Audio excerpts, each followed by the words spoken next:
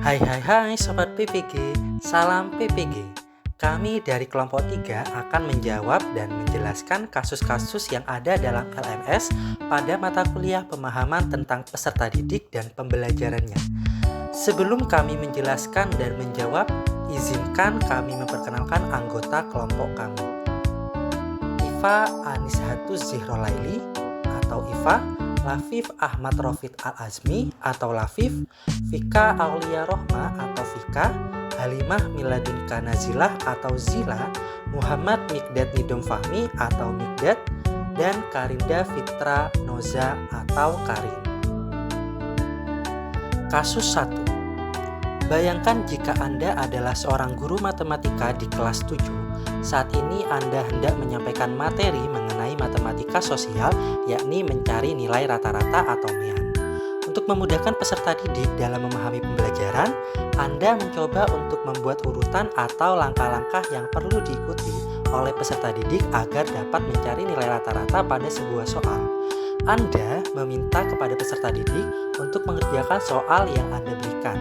Hasilnya, peserta didik mampu mengerjakan dengan benar sesuai dengan langkah yang telah Anda siapkan. Beberapa saat kemudian, Anda meminta kepada peserta didik untuk mengulangi soal yang sama tanpa melihat urutan pengerjaan soal, dan peserta didik mampu mengerjakannya dengan benar.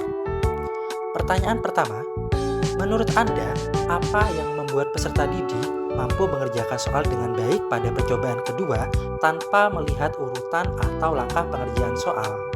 Kedua, sebagai seorang calon guru, dalam kegiatan belajar yang seperti apa metode di atas dapat diterapkan? Elaborasi jawaban Anda dengan menyertakan teori yang berkaitan.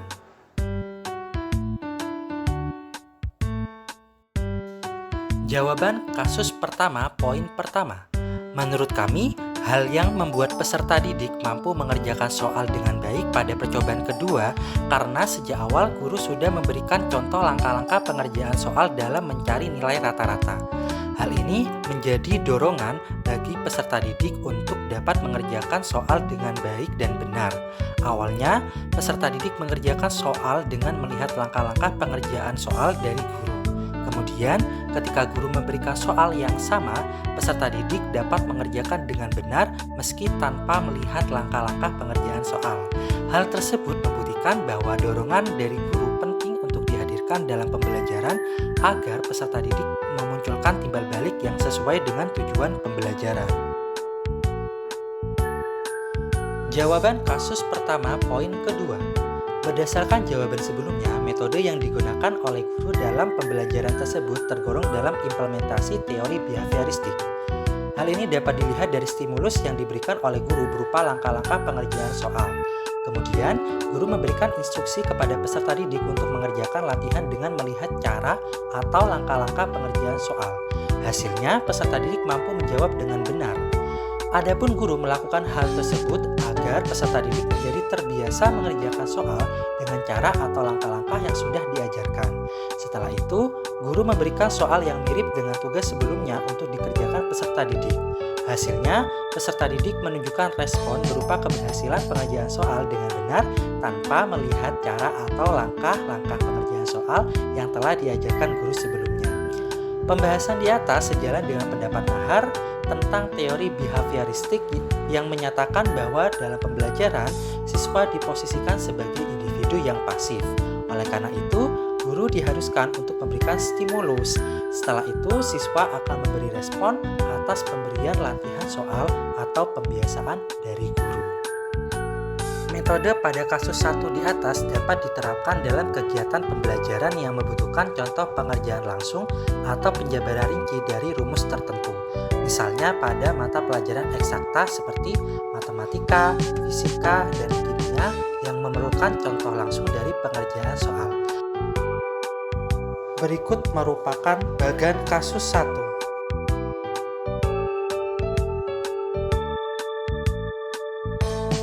Kasus 2. Rina adalah seorang guru di kelas 1 SD. Sebagian besar peserta didiknya belum bisa berhitung dengan lancar. Rina sedang memikirkan cara yang sesuai untuk membantu setiap peserta didik menyelesaikan tantangan belajarnya. Pertanyaan pertama, Menurut Anda, apa yang dapat Rina lakukan untuk membantu peserta didik sesuai dengan tahapan perkembangan usia? Kedua, mengapa Anda menyarankan hal tersebut? Elaborasi jawaban Anda dengan menyertakan teori yang berkaitan. Jawaban kasus kedua, poin pertama. Apabila melihat dari segi perkembangan usianya, perkembangan kognitif peserta didik kelas 1 SD berada pada tahap praoperasional kedua, yakni tingkat berpikir intuitif.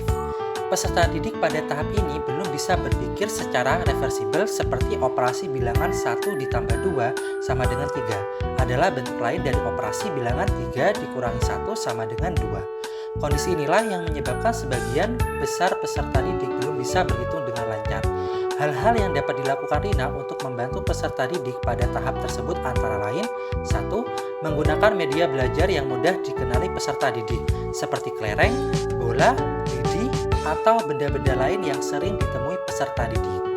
2. Menggali pemahaman peserta didik dengan pertanyaan pemantik dan masalah berupa operasi bilangan sederhana serta membantu proses penyelesaiannya. 3. Mengurangi penggunaan istilah-istilah teknis yang sulit dipahami oleh peserta didik.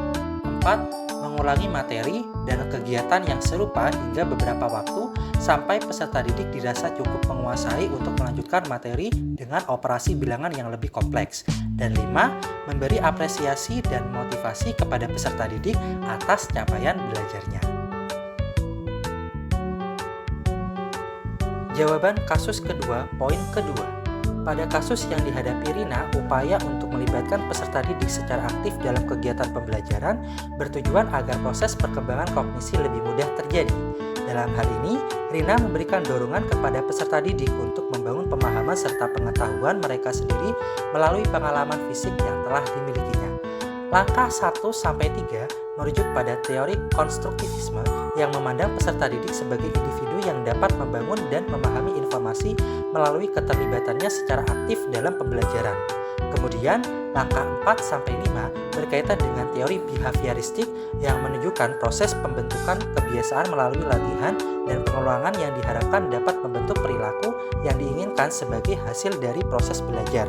Selain itu, pada usia tersebut perkembangan sosial emosional peserta didik berada dalam tahap industri versus inferioritas. Pada tahap ini, peserta didik mulai memiliki rasa bangga atas keberhasilannya sehingga guru perlu memberi apresiasi atas perkembangan belajarnya serta perlu terus memberi motivasi agar peserta didik memiliki minat dan kemauan untuk terus belajar.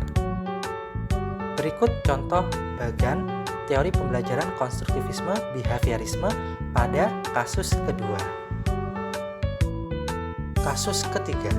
Made adalah seorang guru yang mengajar di salah satu sekolah negeri wilayah Bali.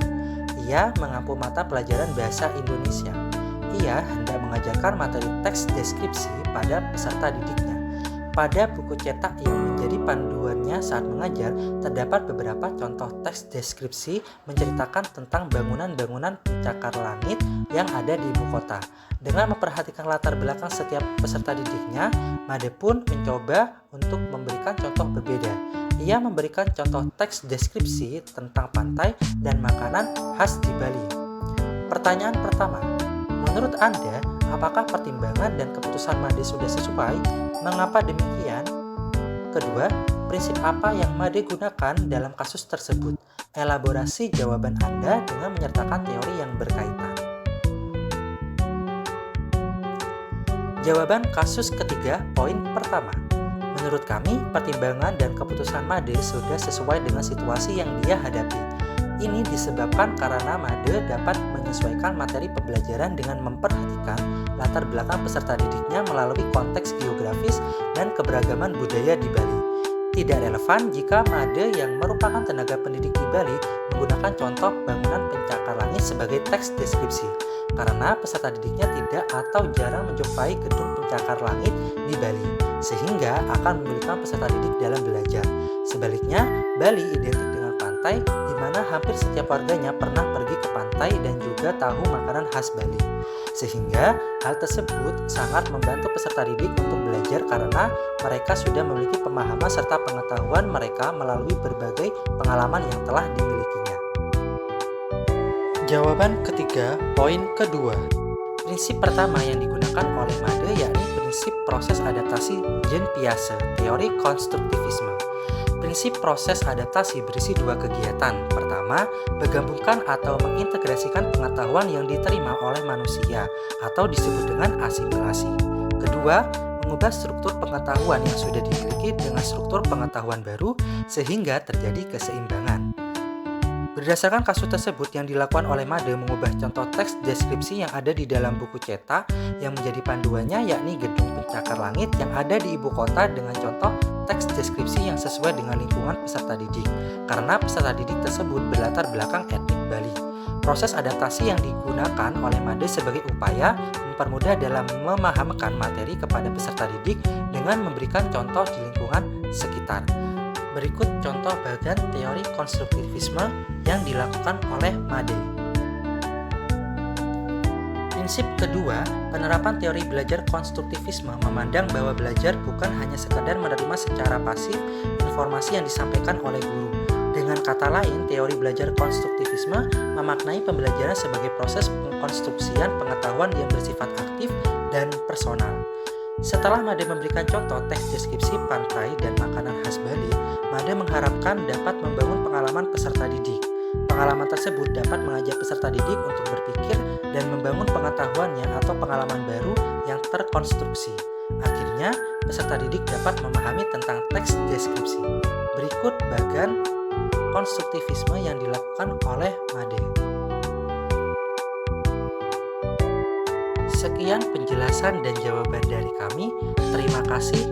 Salam PPG.